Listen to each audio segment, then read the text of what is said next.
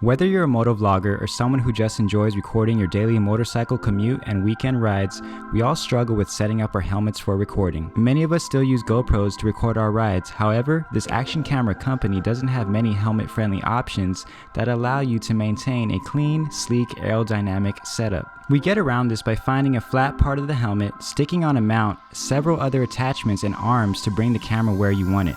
Once you figure out this jigsaw, you then run into the colossal task of figuring out how to record the audio. The later GoPro models do not have a 3.5mm microphone port, and you have to spend $50 for another attachment you have to slap on your helmet. I tried out this setup and had to quickly abandon it due to many issues with the audio, sometimes not recording at all. This attachment will also leave the innards of your GoPro exposed to the elements. On top of that, GoPro likes to switch up where they place the ports for this adapter, sometimes on the left, sometimes on the right, which means if you want to get a newer GoPro, you might have to adjust your entire setup to get around this. By the time you have everything attached to your helmet, it ends up looking like orthodontic headgear. The solution to this was presented to me when a friend saw my Motovlog setup and recommended a Canadian company, Ride Tech Moto, and they 3D print helmet-specific mounts that are perfectly curved and shaped to fit a variety of popular helmets: AGV, Arai, Bell, HJC, Icon, and Shoei.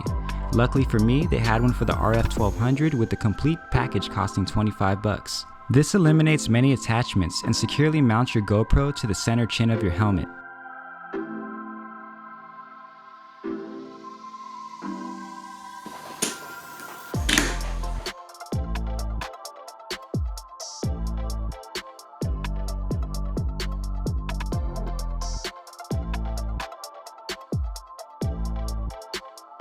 For the audio, I purchased a separate audio recorder, the H1N, an entry-level model that will run you about $100, twice the price of the GoPro 3.5mm microphone adapter, but will sound way cleaner and give you more abilities to tweak your audio settings, something that GoPro lacks.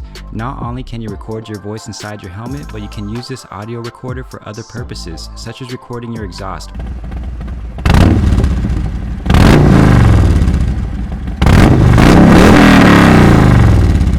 voiceovers for your film.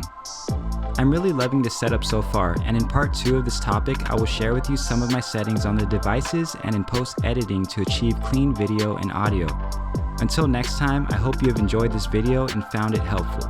Shout out to my current subscribers. It's been a really good time building a community outside of YouTube. If you're new to the channel, hit that subscribe button and stay tuned for more. Ride safe, peace.